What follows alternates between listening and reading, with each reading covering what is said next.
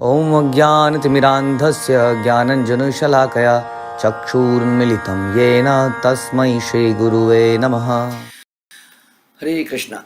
श्री चैतन्य चरितमृत मध्य लीला chapter 14 और प्रयास संख्या 11। तो हमने सुना किस प्रकार से रथ यात्रा के चलते चलते भगवान को भोग लगाया जा रहा है और भगवान वहाँ पर हर व्यक्ति भगवान के लिए कुछ ना कुछ ला रहा है अपने हाथों से बना के। और इस दौरान चैतन्य महाप्रभु ने थोड़ा रेस्ट करने की सोची। बाकी सब भक्त बहुत थक चुके थे, कंटिन्यूसली नाच रहे थे, तो सब लोग एक गार्डन में जाके चैतन्य महाप्रभु लेट जाते हैं और वहीं पर राजा प्रताप रुद्र एक साधारण वस्त्रों में आते हैं और भगवान के चरण दबाने लगते हैं धीरे से और गोपी गीत को बड़े प्रेम से गाने लगते हैं। और जैसे ही वो गाते हैं कि तब कथामृतम, तो इस श्लोक को सुनते ही चैतन्य महाप्रभु उनको आलिंगन कर लेते हैं। तुमी मोरे दिले बहु अमूल्य रतन, मोर किछु दीते नाही दिलु आलिंगन। राजा द्वारा सुनाए गए श्लोक को सुनकर श्री चैतन्य महाप्रभु ने कहा, तुमने मुझे अमूल्य रत्न प्रदान किए हैं, किंतु मेरे पास बदले में तुम्हें देने के लिए कुछ भी नहीं है, इसलिए मैं तुम्हारा आलिंगन मात्र कर रहा हूँ। This is a great learning for us कि कैसे हमारा चरित्र होना चाहिए, क्योंकि हम लोग क्या हैं अल्टीमेटली, हम भगवान के दास हैं कि नहीं। हम जिसके स्वामी की जो हम स्वामी के प्रति बड़े स्वामी भक्त होते हैं, राइट। स्वामी भक्त होते हैं, गुरु भक्त होते हैं, तो गुरु का जो चरित्र है, गुरु के जो लक्षण हैं, गुण हैं, हम उनके प्रति बड़े इम्प्रेस होते हैं। अगर हम नहीं हैं तो हम टिक नहीं पाएंगे ज़्यादा दिन। हमें वो है ना, वो इंटरेस्ट, वो मोटिवेशन, वो ग्रेटिट्यूड पैदा ही करना पड़ेगा। यदि हम नहीं करेंगे तो थोड़े दिनों में हम उखड़ जाएंगे। तो यहाँ पर चैतन्य महाप्रभु के चरित्र से दिखता है कि क्या उनके गुण हैं और हमें कैसे गुण अर्जित करने हैं। तो उनका गुण क्या है? उनका गुण ये है कि वो प्रताप रुद्र के जस्ट एक गीत गाने से इतने कृतज्ञ महसूस कर रहे हैं अपने आप को कि कह रहे हैं कि तुमने मुझे अमूल्य रत्न प्रदान किए हैं। तो कृष्णा ही सब कुछ देते हैं वास्तव में देखा जाए तो। सब कुछ वही देते हैं। जैसे कि कोई पिता यदि अपने बच्चे को कुछ दे दे, लक्ष्मी देता है या कुछ देता है, हाँ, तो बदले में अगर बच्चा उनको कुछ देता है तो उन्हें चलो प्यार तो आता है, लेकिन वो कृतज्ञ महसूस नहीं करते। तो लगता है मैंने तो दिया है, मेरा ही तो पैसा दे रहा है। कई बार एक पत्नी होती है जो बेचारी पॉकेट मनी लेती है, पॉकेट मनी से कुछ गिफ्ट लेके आती है पति के लिए, तो कहीं अरे क्या लेके आ गई, पैसा कहाँ फूक रही है, हाँ मैं ही तो दे रहा हूँ तुम्हें। तो ऐसा हमें लगता है कि हम ही तो दे रहे हैं और हमारा ही दिया हुआ तो वापस मिल रहा है। तो जनरली हम जैसा सोचते हैं संसार में कि मैं ही सब कुछ कर रहा हूँ, इसलिए कृतज्ञता नहीं महसूस होती है। हमें हमेशा ये दिखता है कि मैंने क्या क्या किया तुम्हारे लिए, कांग्रीगेशन के लिए, उसके लिए, लेकिन अक्सर हम भूल जाते हैं कि मुझे क्या मिला। चैतन्य महाप्रभु एक व्यक्ति के गीत गाने से इतने प्रसन्न हो गए हैं, कह रहे हैं कि मेरे पास तुमने जो मुझे बहुमूल्य रत्न दिया है, अमूल्य रत्न दिया है, और मेरे पास तुम्हें देने के लिए कुछ नहीं है। इतने कृतज्ञ हो गए गीत गाने से, क्या मैं अभी तुम्हें रीपे ही नहीं कर पाऊंगा कभी। तो हमारे अंदर कितनी कृतज्ञता होनी चाहिए, क्योंकि कृतज्ञता से ही ह्यूमिलिटी आती है और दिल बड़ा निर्मल कोमल रहता है और उसमें भक्ति करने में आनंद आता है। अदरवाइज भक्ति करने में आनंद नहीं आएगा, थोड़ा खिंचाव सा लगा रहेगा, क्योंकि हमेशा आदमी सोचता रहेगा मेरे साथ गलत हुआ, ये मेरे साथ क्या हुआ, मुझे क्या मिला, इत्यादि इत्यादि इत्यादि, और इसमें उसी का नुकसान होगा। फिर वो किसी ऐसे व्यक्ति को ढूंढेगा जो उसी की बातों से सहमत होगा। ऐसा होता है कि नहीं, आप लोग सोचिए। हम कोई ऐसे व्यक्ति को देखते हैं जो कहता है हाँ कुछ नहीं हुआ, कुछ नहीं है, बेकार है सब, हाँ, और इस प्रकार से हम अपना ही नुकसान कर लेते हैं। ध्यान रखिए, भगवान वहीं के वहीं हैं, भक्ति वहीं के वहीं है, हम लोग आएंगे और चले जाएंगे। हमारा कोई अस्तित्व नहीं है, हम अपना ही नुकसान कर देते हैं। चैतन्य महाप्रभु के इस जेस्चर से एक बहुत बड़ी लर्निंग मिलती है कि जस्ट गीत गाने से, प्रेम से हमें कितना कृतज्ञ हो सकते हैं। कहते हैं मेरे पास तुम्हारे पास देने के लिए कुछ नहीं है, इसलिए मैं तुम्हारा आलिंगन मात्र कर रहा हूँ। एक बलि से श्लोके पढ़े बार बार, दुई जनार अंगे कंप नेत्रे जलधार। यह कहकर चैतन्य महाप्रभु उसी श्लोक को बारंबार पढ़ने लगे। राजा तथा चैतन्य महाप्रभु दोनों ही कांप रहे थे और उनकी आंखों से आंसू बह रहे थे। तब कथामृतम, इस श्लोक को वो बार बार पढ़ने लगे कि वो लोग महान हैं जो भगवान की कथाओं का अमृत चारों तरफ फैला रहे हैं और लोगों को इस जलती हुई धधकती अग्नि से राहत दिला रहे हैं। सूरज की गर्मी से जलते हुए तन को मिल जाए तरोवर की छाया, ऐसा ही सुख मेरे मन को मिला मैं जब से शरण तेरी आया। तो ये जो सूरज की जल गर्मी है उससे हम जल रहे हैं, या हम बोलते हैं संसार दावन लीड लोक त्राणाय कारुण्य घना घनत्व। हाँ, हम सब जल रहे हैं, सारे शास्त्र तो ये बोल रहे हैं। अलग अलग अभी हमने आपको 2 गीत सुनाए, अदरवाइज हम भवसागर में डूब रहे हैं। तो ये जो हमें ये जो कथा है, तब कथा अमृतम शब्द जीवनम, ये जो कथा का अमृत है इसको जो फैलाता है, क्योंकि इससे ये जो तपती हुई अग्नि है इससे छुटकारा मिलता है। या भवसागर में हम डूब रहे हैं तो हमें एक नाव का सहारा मिलता है जिसके द्वारा हम लोग इस सागर को पार कर पाते हैं। इसलिए भूरिदा जना, इसलिए ऐसे लोग कौन हैं? ऐसे लोग महान हैं वास्तव में। भूरिदा जना, ग्लोरियस आर द पीपल। तो इसको बार बार वो बोल रहे हैं और दोनों कांप रहे हैं वास्तव में। चैतन्य महाप्रभु इतना इतना उनके अंदर प्रेम विकार पैदा हो रहा है, ये दोनों कांप रहे हैं और आंखों से आंसू बहे जा रहे हैं। ऐसे आंसू बहना बड़ा रेयर हो गया आज के डेट में, ऐसा है कि नहीं? मुझे लगता है कि अभी तो आजकल की जनरेशन पता नहीं कब रोती होगी जब हॉस्पिटल जाती है, सुई लगता है, ऑपरेशन होता है, लेकिन ऐसे प्रेम का उद्गार तो बहुत ही रेयर होता जा रहा है कि प्रेम के उद्गार में रोए जा रहे हैं।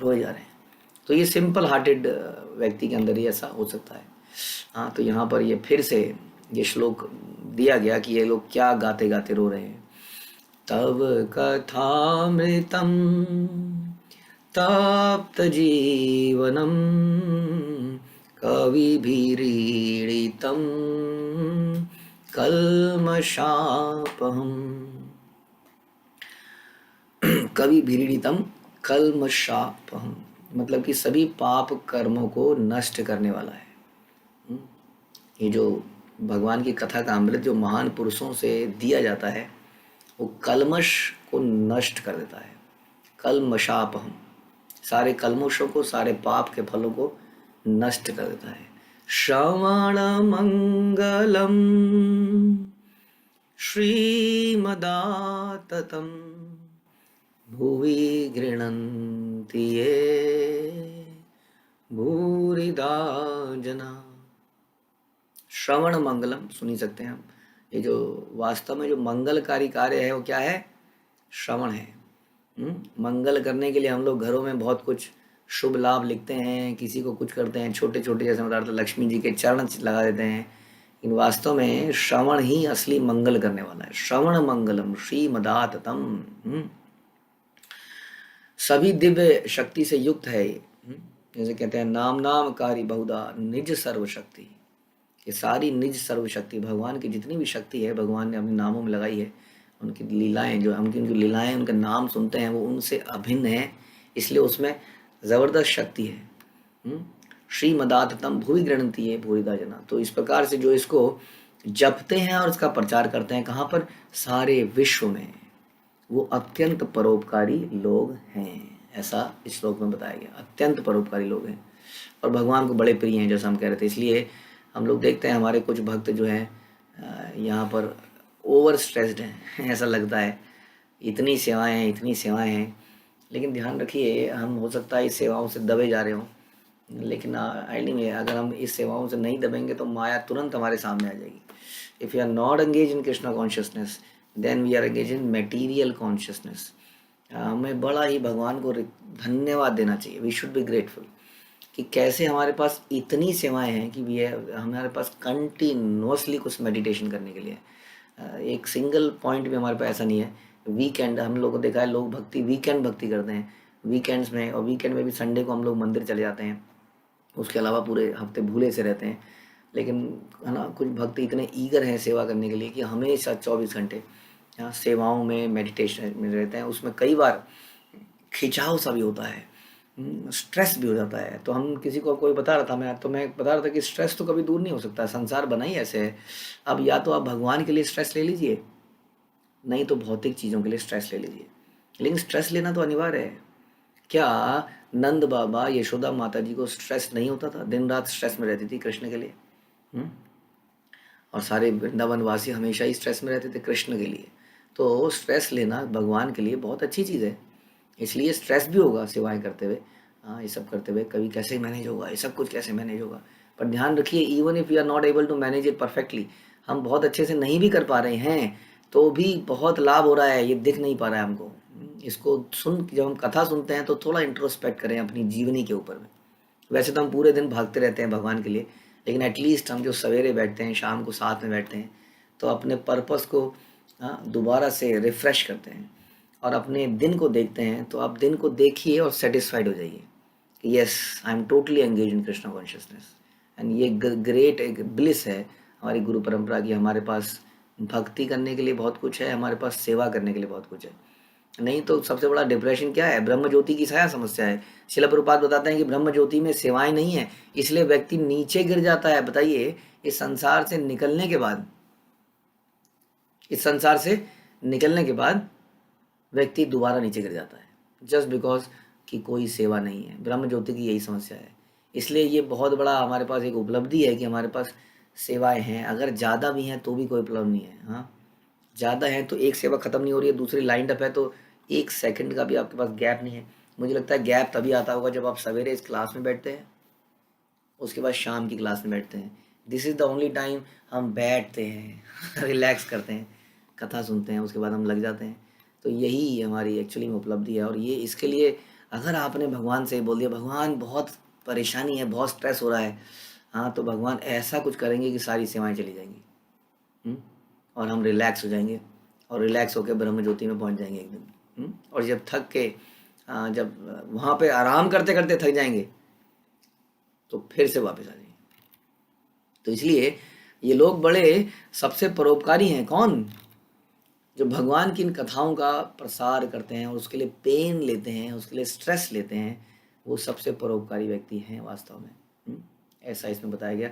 हे प्रभु, आपकी वाणी का अमृत तथा आपके कार्यकलापों का वर्णन इस भौतिक जगत में संतप्त जीवों के लिए प्राण तुल्य है। ये कथाएं महापुरुषों द्वारा संप्रेषित की जाती हैं और ये सभी पाप फलों का नाश करने वाली हैं। जो भी इन कथाओं को सुनता है उसे सौभाग्य प्राप्त होता है। ये कथाएं विश्व भर में प्रसारित होती हैं और आध्यात्मिक शक्ति से युक्त होती हैं। ये आध्यात्मिक शक्ति हमें दिखती नहीं है, ध्यान रखिए। हाँ, इससे हमारी चेतना में प्रभाव आता है। देखिए, करंट, कई लोग कहते हैं कि करंट लगना चाहिए ना। कई ऐसे दीक्षा गुरु हुए कई ऐसी संप्रदायों में जो हाथ रखते हैं और करंट लगता है, तो आदमी सोचता है वो मेरे अंदर कोई शक्ति का आवेश हो गया। बताइए, इस संसार में कितनी सारी चीजें जिनमें करंट नहीं लगता है। प्लास्टिक में करंट लगता है? नहीं लगता है। लकड़ी में करंट लगता है? नहीं लगता है। तो संसार की कितनी धातुएं हैं, करंट लगना तो एक पर्टिकुलर मैटीरियल रिएक्शन है। हाँ, एक एनर्जी का भगवान ने जो नियम बनाया है। हम तो आत्मा है, हम तो शरीर है ही नहीं, इसलिए शरीर में करंट लगने से खून फूंक सकता है, चेतना में परिवर्तन नहीं आ सकता है। कोई ऐसा देखा आपने? शरीर में करंट लगा रहे हैं और उसकी चेतना दिव्य हो गई। हाँ, आइए, आज तो बहुत आसान, हमारे लिए तो बहुत आसान होता है। करंट हाउस बना देते, घर बनाते, कमरा, नए नए भक्तों को पकड़ के लाते, अंदर करंट लगा देते, अब बाहर आता कहता हरे कृष्णा हरे कृष्णा। करंट लगा के पॉसिबल नहीं है। हाँ, ऐसे गुरु ढोंगी गुरु हैं। हाँ, कुछ लगा लेते होंगे इलेक्ट्रिक, कुछ यहाँ पे तार वार होती होगी, सर पे हाथ रखते हैं, बच्चा बच्चा है, ऐसे ऐसे हिलता है और बच्चा कहता है बाबा की जय, बाबा की जय। तो ऐसे करके तो गड़बड़ है, तो सब ढोंग है। इसलिए वास्तव में जो करंट है वो पता चलेगा। इसलिए यहाँ पे लिखा है, मैं इसलिए बता रहा था कि यहाँ लिखा है कि ये जो कथाएं हैं ये शक्ति से ओतप्रोत हैं, वास्तव में आध्यात्मिक शक्ति से। हमें इसका महसूस ऐसा नहीं होगा कुछ कि अचानक से कुछ होने लगेगा, करंट लगेगा, लेकिन हमारी चेतना धीरे धीरे देखेंगे कितनी परिवर्तित हो गई। कैसे पता चलेगा? पता चलेगा 6 महीने पहले मेरी क्या हालत थी, 1 साल पहले मेरी क्या हालत थी, 2 साल पहले मेरी क्या हालत थी। हम जितना पीछे जाते जाएंगे हमें समझ में आएगा नहीं नहीं नहीं नहीं, बहुत दूर चलते आ गए हैं। हम एक एक कदम बढ़ाते हैं ना, कई बार धीरे धीरे चलते हैं तो पता ही नहीं चलता कि हम वास्तव में चल रहे हैं। हाँ, लगता है टहल रहे हैं और थोड़ी देर बाद हम देखते हैं कि हम कहाँ से कहाँ पे आ गए। ऐसा हो जाता है। तो इस तरह से हम देखेंगे तो पता चलेगा कि बहुत परिवर्तन है। यही साबित होता है कि कथाएं क्या हैं? आध्यात्मिक शक्ति से युक्त हैं। जो लोग ईश्वर के संदेश का प्रचार करते हैं वे निश्चय ही महान दानी और कल्याण करता है। ईश्वर के संदेश का ध्यान रखिए, ईश्वर के संदेश का। बहुत सारे मोटिवेशनल स्पीकर हैं समाज में जो अगेन जोश डाल देते हैं। हाँ, अरे जोश तो डालने के लिए तो बहुत ऊटपटांग वीडियो भी हैं जो आदमी को भोग करने का जोश डाल देती हैं। जोशीले करने वाले जो जोश दिलाने वाली तो कई दवाइयाँ आती हैं, इंजेक्शन आते हैं, जिस आदमी को जोश पड़ जाता है और घोड़े जैसा भोगी बन जाता है। केवल जोश दिलाने वाले मोटिवेशनल स्पीकर की आवश्यकता नहीं है, या ऐसे गुरु जो बोलते हैं किसी का बुरा मत करो। अभी कुछ दिन पहले भी मुझे कोई व्यक्ति मिला, कह रहे थे मैं इस गुरु से बड़ा इम्प्रेस्ड हूँ, बड़े प्रचलित हैं आजकल इंटरनेट पे। क्या कहते हैं, बड़ी लॉजिकल बात करते हैं। हाँ, तो हमने उनको कहा कि कृष्ण का संबंध तो ऐसा है जो लॉजिक से समझा ही नहीं जा सकता, तो उनके लॉजिक का क्या लाभ, हमें तो शरणागत होना है कृष्ण को। तो बड़े लॉजिकल बोलते हैं, इसका मतलब तुम्हारी बुद्धि के हिसाब से लॉजिकल है, लेकिन तुम्हारी बुद्धि तो अभी गलत है। तुम्हारी बुद्धि को जो समझ में आ गया वो लॉजिकल है। हाँ, इतनी बुद्धि हमारे अंदर होती तो हमें संसार में आते ही क्यों। इसलिए जो हमारी बुद्धि को समझ में आ गया, और क्या लॉजिक की बात कर रहा है, किसी का बुरा मत करो, जीवन जियो जैसे जीना है, किसी का बुरा मत करो। हाँ, केवल इस प्रसार को करने वाले को परोपकारी नहीं बोला गया। यहाँ पर बड़े साफ साफ बोला गया कि जो लोग ईश्वर के संदेश का प्रचार करते हैं वही निश्चय ही महान दानी और कल्याणकारी है, कल्याण करता है। इसलिए हमें ईश्वर के संदेश का प्रसार करना है। हमने सुना भगवत गीता में कि जन्म कर्म च मे दिव्यम, और हमने बड़ी डिटेल में चर्चा करी कि वास्तव में ये जो एवं यो वेति तत्वता है, ये क्या है। जो कृष्ण को पूर्ण पुरुषोत्तम भगवान के रूप में नहीं जानता वो तत्व ज्ञानी नहीं है। जो उनको माया के अंडर मानता है वो तत्वज्ञानी नहीं है। जो मानता है कि वो संसार में आते हैं तो शरीर धारण करते हैं, वो तत्वज्ञानी नहीं है। जो मानता है कि उनका कोई रूप नहीं है, कोई रंग नहीं है, वो तत्वज्ञानी नहीं है। जो उनको केवल एक ब्रह्म मानता है, शक्ति मानता है, वो भी तत्वज्ञानी नहीं है। जो मानता है कि केवल वो परमात्मा है, हृदय में ही रहते हैं, वो भी तत्वज्ञानी नहीं है। जब तक हम कृष्ण को हर रूप में नहीं मान लेते, ब्रह्म के रूप में, परमात्मा के रूप में, साक्षात श्याम सुंदर के रूप में जो सर्व आकर्षक हैं, तब तक हम तत्व ज्ञाता कहाँ हैं। और जो इस तत्व को नहीं फैलाता, इसलिए बोला गया जो व्यक्ति ये नहीं बताता कि कृष्ण ही ईश्वर हैं, उनकी भक्ति करना ही जीवन का पर्पज है, उनका सर्वेंट बनना ही जीवन का पर्पज है, वो ढोंगी है। बहुत ही सिंपल शब्दों में, बहुत ही कड़वे शब्दों में, वो गुरु नहीं है, वो ढोंगी है। ऐसा तो इसलिए वास्तव में कल्याणकर्ता कौन है? हाँ, जो भगवान के प्रचार, भगवान के नाम का, उनकी लीलाओं का, उनके गुणों का प्रचार प्रसार करता है, वो व्यक्ति वास्तव में बहुत बड़ा मान समाज सुधारक है वास्तव में। जो बहुत सारे समाज सुधारक बन गए हैं, और उसके लिए वो स्ट्रेस लेता है। हाँ, और स्ट्रेस लेता है। खाली देखिए श्रील प्रभुपाद के प्रचार ने हमें क्या सिखाया, केवल प्रवचन देने से काम नहीं चलेगा। You have to create a system, you have to create a varnashram. क्या मतलब इस बात का? आपको एक ऐसी सोसाइटी बनानी है, इंटरनेशनल सोसाइटी, ऐसी सोसाइटी बनानी है जिसमें कि लोग सब कुछ कर सकें। प्रभुपाद का भी कुछ दिन पहले भी कोट था कि क्या घूमते रहते हो इधर उधर। मतलब उसमें प्रभुपाद ने ये बोला कि अपना अन्न उगाओ, अपना कपड़ा बनाओ, अपना दूध पैदा करो और जियो। Why you are wasting your time. कहने का मतलब ये नहीं है कि सब लोग निकल जाएं और अपना अपना एक खेत खरीद लें और खेत में लग जाएं। कहने का मतलब है क्रिएट अ सिस्टम, हाँ, जिसमें कि एक वर्णाश्रम हो, जिसमें कोई माना खेती कर रहा है, आप उससे अनाज ले रहे हैं। हाँ, कोई गाय पाल रहा है, आप उससे दूध ले रहे हैं, आप प्रचार कर रहे हैं ब्राह्मण क्षत्रिय शूद्र वैश्य। ऐसा नहीं कि हर व्यक्ति को गाय ही पालनी है, क्षत्रिय को गाय नहीं पालनी है। अब ब्राह्मण के पास हो सकता है समय ही ना हो, क्योंकि वो प्रचार में लगा है, लेकिन वैश्य जो है गाय पाल सकता है। कुछ व्यक्ति किसान बन सकते हैं। तो इस प्रकार से ऐसा संप्रदाय बना। इसलिए हम कहते हैं कि हमारी प्रीचिंग शहरों में भी होनी चाहिए, हमारी प्रीचिंग गाँव में भी होनी चाहिए। और आप सब लोगों की मदद से कई सारे ग्रामीण लोग हमारे प्रवचन को सुनने लगे हैं रेगुलरली। अभी भी प्रवचन सुन रहे हैं इस वक्त भी, जो कि गांव में रहते हैं, खेती करते हैं, और वेरी गुड, वंडरफुल। यही तो है वर्णाश्रम सिस्टम। तो एक ऐसी सोसाइटी बनाई जाए जिसमें कि सारी ज़रूरतें सोसाइटी में पूरी हो जाए। हमें दूसरे लोगों के कर्मा ना लेने पड़े, हमें ऐसे लोगों को पैसे ना देने पड़े जो बाहरी हैं, जो व्यसन करते हैं हमारे से इनकम लेके। अंदर ही अंदर कृष्ण भक्ति बनती चली जाए। तो इसके लिए कितना पेन लेने की आवश्यकता है? खाली प्रवचन देने से काम चलेगा बताइए? हाँ, यूट्यूब में डाल के प्रवचन करना बड़ा आसान है, लेकिन ये सोसाइटी बनाना, बच्चों, जहाँ पे बच्चों की ट्रेनिंग का एक माहौल बनाया जाए, कैसे बच्चों को ट्रेन किया जाए, कैसे महिलाओं को सुरक्षित रखा जाए और उनको ट्रेन किया जाए, कैसे वृद्धों को, बूढ़े लोगों को संरक्षण प्रदान किया जाए, और उनको अंतिम, उनकी जो जर्नी है, उनकी उस अंतिम जर्नी में पूरी तरह से कृष्ण भावना में बनाया जाए। कोशिश की जाए कोई भी व्यक्ति प्राण त्यागे हमारे संप्रदाय में, उससे पहले वो हरिनाम प्राप्त कर चुका हो, ताकि कम से कम अगर वो दोबारा पैदा होता भी है तो बहुत ही महान वैष्णव के यहाँ पैदा होता है और अपनी भक्ति को संपन्न करता है। तो ऐसा एक माहौल बनाना, it is not an easy task. और यही मैं प्रभुपाद ने सिखाया कि केवल प्रवचन देना आसान है वास्तव में। तो हम सबको ऐसा करना पड़ेगा, इसमें सबकी ज़रूरत है। एक आदमी जले तो क्या बेहतर नहीं हम सब लोग जलें, और इस जलने में हम अपने पापों को जला लें और शुद्ध हो जाएं। सोना भी जलता है तो शुद्ध बन जाता है कि नहीं? तो थोड़ा बहुत तो जलना ही पड़ेगा, थोड़ी हीट तो लेनी पड़ेगी, राइट? तो सब लोग तैयार हों उसके लिए, थोड़ा स्ट्रेस लेना सीखें। एनीवे हम लोग माया के लिए कितना स्ट्रेस ले रहे हैं, कितना दिमाग में जोर पड़ता है नोट कमाने के लिए, पड़ता है कि नहीं? कितनी प्लानिंग करनी पड़ती है नोट कमाने के लिए, इतना परेशानी टेंशन लेते हैं अपने सर में। क्यों ना भगवान के लिए भी थोड़ी सी टेंशन लें। तो आगे क्या होता है, भूरिदा भूरिदा बले करी आलिंगन इहो नहीं जाने इहो हया कौन जन।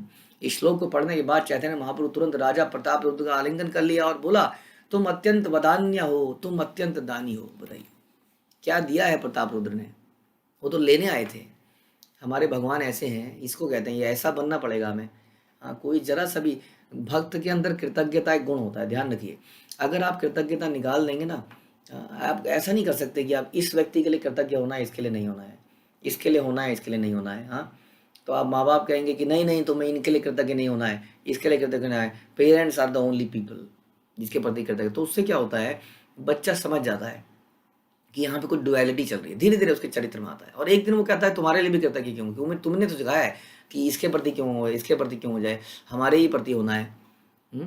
इसलिए जो कृतज्ञता है, जैसे हमने सुना कितने ऐसे हमारे कहानी आती हैं जिसमें हम लोग कहाँ कहाँ से सीखते हैं। देखिए एक बात ध्यान से सुनिए, आपको इंस्ट्रक्शन तो एक ही जगह से फॉलो करनी है, दैट इज ओके, लेकिन हमारी कृतज्ञता तो हमेशा हर छोटी, हमारा हृदय ऐसा ना होना चाहिए कि गुरु ने तो चलो हमें बहुत कुछ दे दिया, लेकिन हमारा हृदय ऐसा होना चाहिए, ऐसे नहीं कि गुरु के प्रति तो हम बिल्कुल कृतज्ञ रहेंगे, शरणागति रहेंगे, आदर करेंगे, लेकिन इसके प्रति नहीं नहीं नहीं, इसके प्रति नहीं नहीं नहीं।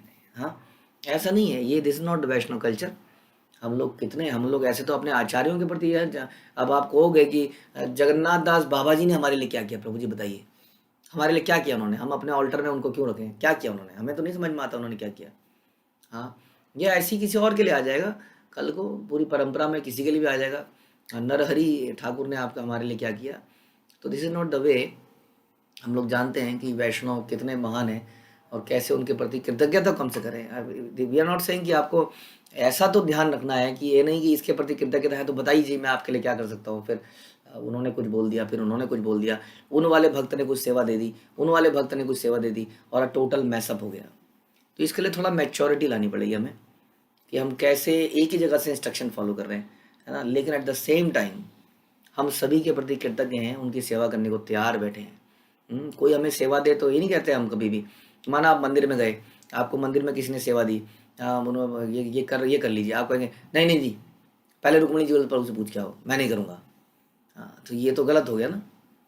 इसी तरीके से आपको समझना है कि जब कोई वैष्णव आदेश दे तो करने के लिए प्रेरित रहिए, तत्पर रहिए, लेकिन अगर आपको लग रहा है कि नहीं प्रभु जी ने तो कोई और सेवा बता रखी है, इन्होंने कोई और सेवा बता दी इस वक्त, तो अलग से जाके उनसे खुद ही बात कर लीजिए आपका अपने सीनियर से कि प्रभु जी मतलब जो भी आपके गाइड हैं, जो भी आपको डायरेक्ट करते हैं कि ऐसा ऐसा किसी ने मुझे ये सेवा करने के लिए बोला है, अब मैंने उनको अभी तो बोला है कि मैं अभी बताता हूँ मैं कैसे करूँ, दोनों चीज़ें कैसे करूँ, कन्फ्लिक्ट हो जाएगा।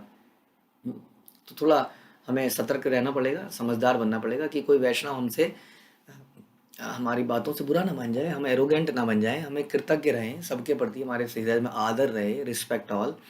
ऐसा नहीं है कि हमारे गुरु आ रहे हैं तो हो हल्ला हो हल्ला हो हल्ला हो गया, और कोई दूसरे महाराज आ रहे हैं तो आए होंगे, हमारे गुरु थोड़ी हैं। This is not Vaishnav culture, है ना, कि कोई दूसरे महाराज आए हैं तो हम चुपचाप बैठे हैं और अपने आए हैं तो पूरी बारात लेके आ गए। वैष्णव का वेलकम कैसे करना चाहिए ये शास्त्र हमें बताते हैं। हमने देखा कितनी उदाहरण, द्वारका में भगवान का वेलकम, विदुर जी का वेलकम हमने सुना था अभी, धृतराष्ट्र जब वो वापस आए थे विदुर जी, और ध्रुव महाराज जब वापस आए थे तो उनका वेलकम कैसे किया गया। बहुत एग्जाम्पल हैं शास्त्रों में वैष्णव के आने पर उन कैसे वेलकम होना चाहिए, सत्कार होना चाहिए। तो मेरा मतलब कहने का था कि कृतज्ञता बड़ी ज़रूरी है, यही हमारे हृदय को कोमल करती है। ऐसा हम कभी नहीं सोच सकते कि आपने मेरे लिए क्या किया, ठीक है। तो यहाँ पर भगवान कह रहे हैं तुम बड़े वदान्य आए हो, बड़े दानी हो। क्यों दानी हो, तुमने गीत गा लिया ये वाला। अभी तक श्री चैतन्य महाप्रभु यह नहीं जानते थे कि राजा कौन थे, या ऊपर से ऐसा दिखा रहे थे कि राजा मैं नहीं जानता आपको कौन है। पूर्व सेवा देखी तारे कृपा उपजिला, अनुसंधान बिना कृपा प्रसाद करिला। श्री चैतन्य महाप्रभु में राजा की पिछली सेवा के फलस्वरूप दया भाव जागा था। हाँ, ये दया भाव क्यों जागा था, यानी कि ये आज का नहीं था, ये जो उन्होंने पीछे के काम किए थे सारे, जो हमने बताया, रामानंद राय की इतनी हेल्प करना, गोपीनाथ पटनायक का आप सुनेंगे उन्होंने कितनी हेल्प करेंगे राजा प्रताप रुद्र। उसके बाद सारे वैष्णव का वेलकम करना, उनके लिए रहने की स्थान दिलाना, उन्हें खाना वाना देना, प्रसाद की व्यवस्था करना, उसके बाद रथ यात्रा में सारा झाड़ू इत्यादि लगाना, उसकी मैनेजमेंट करना।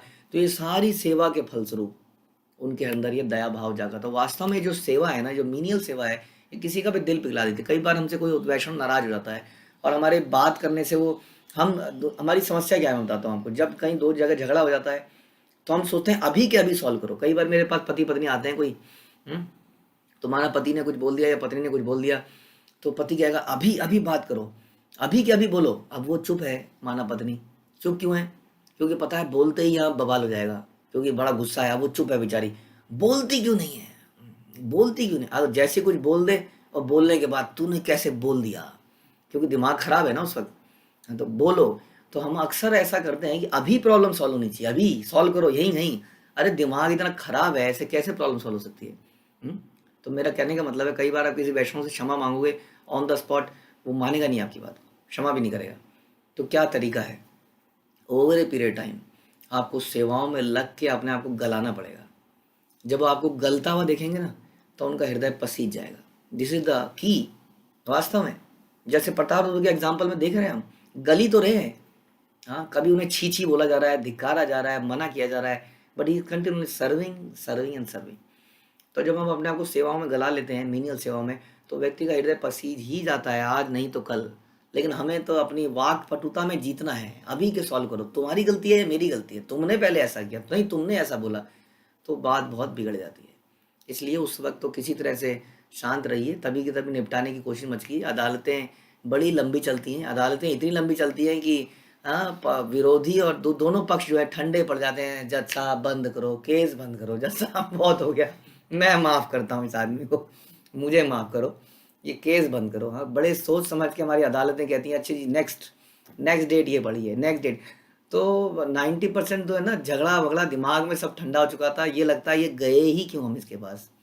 हाँ, और इसलिए धीरे धीरे समाज में लोग जाते ही नहीं है फिर कोर्ट, छोड़ो यार settlement, out of court settlement. अब इतनी हैरानी की बात है कि आउट ऑफ कोर्ट सेटलमेंट भी आपको मालूम है कोर्ट के थ्रू ही होता है। आउट ऑफ कोर्ट सेटलमेंट करके आपको कोर्ट में सबमिट करना पड़ता है, जज साहब हमने आपस में निपटा लिया है, ये है दोनों के एग्रीमेंट, इसको आप रिकॉर्ड कर लीजिए बस। जज भी कहते हैं बहुत बढ़िया जी, आपस में निपटा लो, वेरी गुड। लेकिन हम तो कहते हैं नहीं, लेके जाएंगे, ऊपर लेके जाएंगे। हाँ, एज इफ मुझे कई बार बड़ा बुरा लगता था, मेरे जैसे व्यक्ति, हम लोग कई बार महाराज के पास, सीनियर व्यक्ति के पास पहुंच जाते हैं और अपने झगड़े, इसने ऐसा कर दिया महाराज, महाराज इसने ऐसे कर दिया। शर्म आनी चाहिए हम लोगों को। क्या लेके हमें जाना चाहिए आगे सीनियर के पास, और हम क्या लेके जाते हैं, अपने पति पत्नी के झगड़े, मुसीबत, ये वो। कभी आज तक डिस्कस नहीं किया कि मैं आपके लिए क्या कर सकता हूँ, मैं आपके लिए क्या कर सकती हूँ, how can I serve you. जैसा हमारे गुरु महाराज प्रभुपाद से पूछते थे how can I serve you, और प्रभुपाद अपने गुरु महाराज से पूछते थे how can I serve you. और उसी दौरान उन्हें दोनों को इंस्ट्रक्शंस मिली थी कि हाउ दे कैन सर्व। उन्होंने अपने जीवन को एक्सेल किया। लेकिन हमारे यहाँ तो मुसीबत ही है सब जगह। इसने ऐसा कह दिया, इसने ये कर दिया, पति ने ये बोल दिया, दिन रात यही झगड़ों को लेके हम ऊपर जाते हैं। ठीक है जाइए, और कोई तरीका भी नहीं है आपके पास, लेकिन कभी तो सोचिए। इसलिए कई बार टाइम टैक्टिक्स दी जाती है।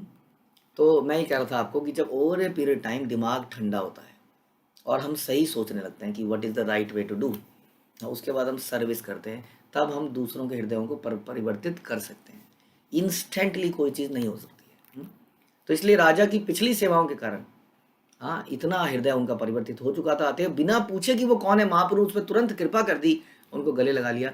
यही देख चैतन्य कृपा महाबल, तार अनुसंधान बिना कराय सफल। चैतन्य महाप्रभु की कृपा कितनी शक्तिशाली है। महाप्रभु ने राजा से पूछे बिना हर काम को सफल बना दिया। श्री चैतन्य महाप्रभु की कृपा इतनी बलशाली है कि वह स्वतः कार्य करती है। यदि कोई व्यक्ति कृष्ण की प्रेममयी सेवा करता है तो वह कभी व्यर्थ नहीं जाती। इसको आध्यात्मिक खाते में लिख दिया जाता है। कई बार हम सोचते हैं कौन देख रहा है, मेरी सेवा हो रही है कि नहीं हो रही है, पता नहीं, पता तो चल नहीं रहा है, मैं भी जाके बोलूँगा। तो ये भी नहीं करने की आवश्यकता है। जैसे अगेन मैं अगर बोलूँ कि क्या कौन जानता है कि गुरु महाराज हमारी सेवा को देख रहे हैं, कौन जानता है कि प्रभुपाद हमारी सेवा को देख रहे हैं, और जा जाके बता रहे हैं गुरु महाराज आज मैंने 10 पुस्तक बांट दी, तो ठीक है बांट दी, वहाँ तो 10,000 पुस्तकें बांटने वाले लोग हैं। तो ठीक है, आप अपना कंट्रीब्यूशन रखिए, it is being noticed by Krishna. ये नोट हो रहा है, आपके खाते में जा रहा है, डोंट वरी, यहाँ पे कोई गड़बड़ होने का चांस नहीं है। आपके अकाउंट का पैसा आपके ही अकाउंट में जाएगा। याद है हमने एक प्ले किया था रॉन्ग बैंक अकाउंट, जिसमें एक आदमी ने क्या किया, उसने पूरे जीवन में कुछ कमाई करी, अब वो कमाई करके वो जो भी था उसको एक अकाउंट में जमा करता गया, वो डिपॉजिट स्लिप भरता था, उसमें डाल के भरता था, और बहुत सालों बाद उसने कहा देखूं बहुत सारा बैलेंस इकट्ठा हो गया होगा, और वो गया देखता है कि बैंक अकाउंट खाली पड़ा है, उसका दिमाग चकरा गया, इतने जीवन भर की कमाई कहाँ चली गई। तो उसने जब अकाउंट की स्लिप देखी, उसने कहा पूरा जीवन एक गलत अकाउंट में पैसा डालता गया, सारा जीवन बर्बाद हो गया। और यही हमारे साथ है, हमें लग रहा है नहीं नहीं प्रभु जी हम तो बड़ा ध्यान रखते हैं, हम ऑनलाइन करते हैं, ऑनलाइन रिपीटेड है, पेई को ऐड किया हुआ है, उसी पेई में ट्रांसफर करते हैं लेकिन ये भी हम ठगे जा रहे हैं वास्तव में, क्योंकि वो बैंक अकाउंट हमारा नहीं। कैसे?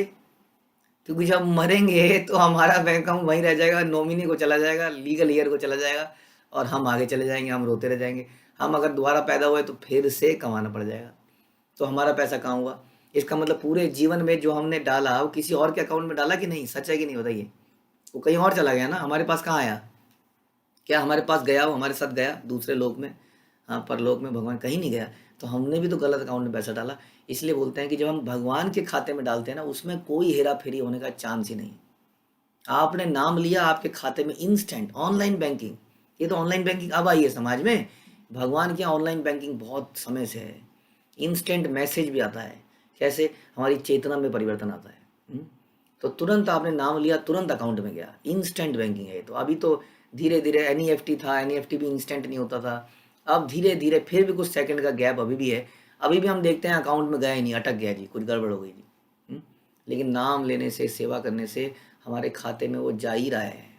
इसलिए इसकी बहुत आवश्यकता नहीं है, रिपोर्टिंग करनी आवश्यकता है। देखिए रिपोर्टिंग करनी आवश्यकता है कि जैसे हम लोग साधना एसएमएस भेजते हैं, रिपोर्टिंग करते हैं अपने सीनियर को कि मैंने ये किया, प्रभु जी डायरेक्शन दीजिए, मैंने सही किया गलत किया, ऐसा ऐसा हुआ। That is a reporting thing. इसका मतलब ये नहीं कि हमें ज़रूर ऊपर जाके बताने की आवश्यकता है कि देखो देखो मैंने ऐसा किया, क्योंकि ये नोटिस किया जा रहा है, हमारे अकाउंट में डाला जा रहा है। इसलिए कह रहे हैं प्रभुपाद, यदि कोई व्यक्ति कृष्ण की प्रेममयी सेवा करता है तो कभी व्यर्थ नहीं जाती है, इसको आध्यात्मिक खाते में लिख दिया जाता है और सही समय आने पर वह फलदायक होता है। इसकी पुष्टि भगवान भी करते हैं कि नेहा विक्रम नाशोस्ति, इस प्रयास में कोई हानि नहीं है। इस मार्ग पर थोड़ी सी भी प्रगति करता है तो भयानक से भयानक भय से रक्षा होती है। लेकिन ध्यान रखने वाली बात है कि हम सेवा अनुकूल करते हैं, ये भी ध्यान रखिए। आप कहेंगे प्रभु जी आपने क्या बात बोल दी, मैं बड़े दिनों से कुछ करे जा रही थी, मुझे लग रहा था कि मैं पता नहीं ठीक कर रही हूँ कि नहीं कर रहा हूँ कि नहीं, आपने बोल दिया मेरे खाते में जा रहा है। अनुकूल सेवा, शुद्ध भक्ति जो गुरु के डायरेक्शन के अंडर होती है, सेवा तो वही होती है, हमने ऐसा सुना है। उसको सेवा को हम जब करेंगे तब हमने कहा कि जरूरी नहीं है कि आप हर बार बताएं मैंने ये कर लिया, मैंने वो कर लिया। यदि आप उन्हीं की प्रसन्नता के लिए कुछ कर रहे हैं, तो इसका मतलब आपके खाते में वो जा रहा है। इस युग में चैतन्य महाप्रभु ने समस्त पतितात्माओं की भक्ति की संकीर्तन नामक अर्थात भगवान के पवित्र नाम के सामूहिक कीर्तन की सर्वोच्च शक्तिशाली विधि प्रदान करी है। और चैतन्य महाप्रभु ने हमें संकीर्तन यज्ञ दिया है। और कृष्ण भावनामृत के जिज्ञासु को श्री चैतन्य महाप्रभु की कृपा अवश्य प्राप्त होगी, तभी उसकी भक्ति शीघ्र सफल होगी। राजा प्रतापरुद्र के साथ यही हुआ। मनुष्य पर श्री चैतन्य महाप्रभु की दृष्टि पड़नी चाहिए, और वो कब पड़ेगी? जब हम महाप्रभु का इस आंदोलन को आगे बढ़ाएंगे और हरि नाम को लेंगे, क्योंकि उन्होंने यही संकीर्तन यज्ञ में दिया है। तो संकीर्तन करने से महाप्रभु की डायरेक्ट दृष्टि पड़ती है हमारे ऊपर, और श्रद्धापूर्वक थोड़े से ही प्रयास से की गई सेवा से महाप्रभु आश्वस्त हो जाएंगे कि वह व्यक्ति भगवत धाम वापस जाने के सुपात्र है। शुरू में महाराज प्रताप रुद्र को श्री चैतन्य महाप्रभु से भेंट करने का अवसर प्राप्त होने की गुंजाइश ही नहीं थी, लेकिन जब महाप्रभु ने देखा कि वो झाड़ू लगा रहे हैं, जगन्नाथ जी की सेवा कर रहे हैं, तो महाप्रभु की कृपा निश्चित हो गई। जब महाराज प्रताप रुद्र वैष्णव के रूप में महाप्रभु की सेवा कर रहे थे तो महाप्रभु ने यह भी नहीं पूछा कि वह कौन है, प्रत्युत उन्हें उन पर दया आ गई और उन्होंने उनका आलिंगन कर लिया। ये है तरीका। हम कई बार अपने आप को जब प्रेजेंट करने जाएंगे तो हो सकता है हमें धिक्कार दिया जाए, लेकिन यदि हम सेवा करते रहेंगे तो सेवा करने में कोई नहीं रोकने वाला आपको। वास्तव में आप सेवा करते रह सकते हैं, जैसे मैंने आपको कुछ दिन बताया था, जैसे बहुत ही बढ़िया एग्जाम्पल हम सुनते हैं रामायण में लक्ष्मण का और लक्ष्मण की मम्मी का। तो लक्ष्मण की माँ जो है सुमित्रा, तो वो उनको क्या बोलती हैं, बोलती हैं हे Lakshman, there is no competition. बहुत कंपटीशन है, माना कि कैकेयी कह रही है कि भरत राजा बनेगा, यहाँ हो रहा है कि राम राजा बनेंगे, बहुत कंपटीशन है पद को प्राप्त करने के लिए, लेकिन सेवा करने के लिए कोई कंपटीशन नहीं है, क्योंकि सेवा अनलिमिटेड हो सकती है। हमारा विजन छोटा होता है, इसलिए हम सेवाओं के बारे में सोच नहीं पाते हैं, चिंतन नहीं कर पाते हैं। उन्होंने कहा तुम लक्ष्मण हो, यानी कि तुम सेवा के धनी हो, तुम्हारे पास कोई कंपटीशन नहीं, जाओ और सेवा के धन को लूट लो। तो कहती हैं जाओ तुम राम के साथ वनवास करो और सेवा करके धनी बन जाओ। हाँ, तो सेवा में जो है ना कोई कंपटीशन नहीं होता है, सेवा करने में कोई नुकता नहीं है। कोई सेवा नहीं मिल रही है तो कोई कोने में उठा के कोई झाड़ू लगा लेता है, कोई पत्ते उठा लेता है, कुछ ना कुछ सेवा आपको मिल ही जाएगी। यदि आपके अंदर सेवा करने का भाव होगा तो आप बार बार पूछेंगे तो आपको ज़रूर एक दिन सेवा मिलेगी। और ऐसा इतिहास गवाह है, आप सबने देखा होगा, जो व्यक्ति सेवा से बचता है उसको सेवा नहीं मिलेगी, क्योंकि भगवान हमारे हृदय में बैठे हैं। जो सेवा की भावना रखता है, बार बार बोलता है प्रभु जी कोई सेवा नहीं है, कुछ सेवा दीजिए ना, सेवा नहीं है, कुछ सेवा दीजिए, उसको देखना आज नहीं तो 1 महीने बाद या कुछ समथिंग लाइक दैट वो सेवा मिल ही जाती है, क्योंकि अनलिमिटेड सेवाएं हैं भगवान की और भगवान के भक्तों की। तो कृष्णदास कविराज गोस्वामी इंगित करना चाहते हैं कि महाराज प्रताप रुद्र के प्रति महाप्रभु की कृपा के साथ किसी भी वस्तु की तुलना नहीं की जा सकती, इसलिए वह देख और चैतन्य कृपा महाबल शब्दों का प्रयोग करते हैं। प्रबोधानंद सरस्वती कहते हैं कि आध्यात्मिक प्रगति में महाप्रभु की रंच मात्र भी कृपा बहुत बड़ी निधि है।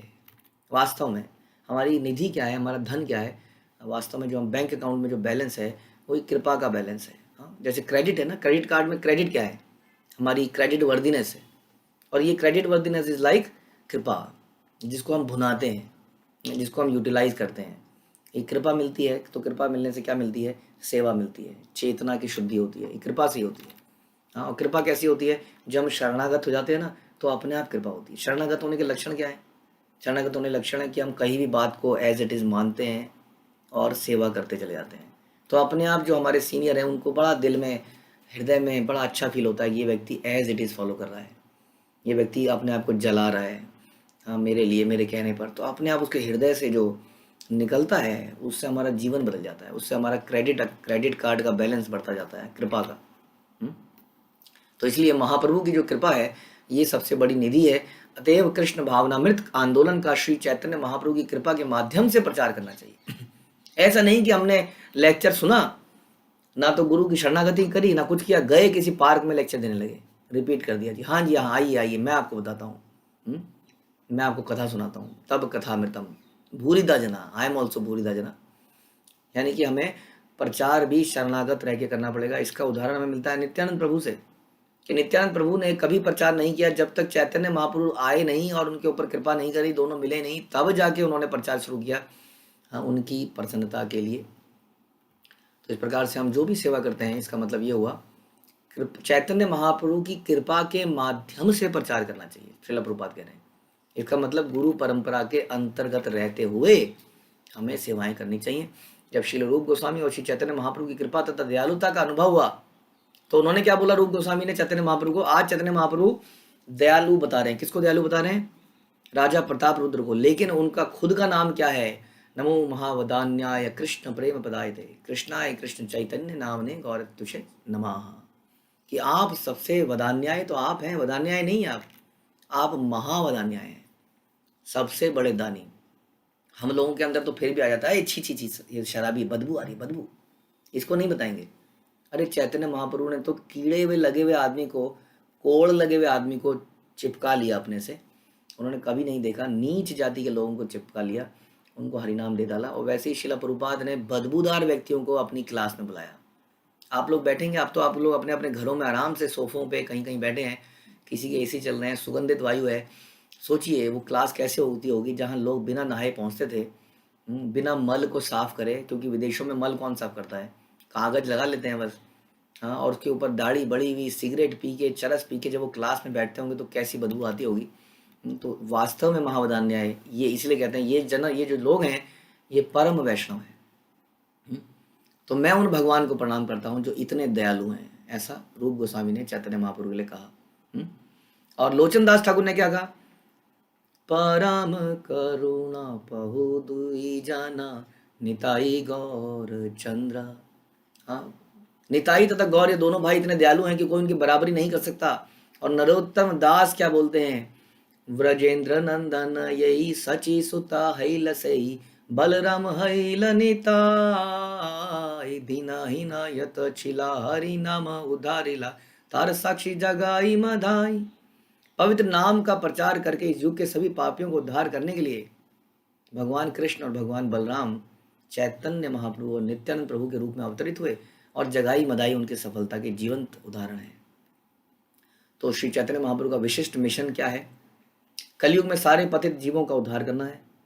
कृष्ण भक्तों को भगवत धाम जाने योग्य बनाने के लिए महाप्रभु की कृपा की निरंतर खोज करनी चाहिए। ठीक है, तो महाप्रभु की खोज कैसे होगी? जब इस संकीर्तन आंदोलन को फैलाया जाएगा गुरु परंपरा के शरणागत रहते हुए, तो महाप्रभु की अत्यंत कृपा मिलेगी और इसमें हमारा कोई भी नुकसान नहीं होगा।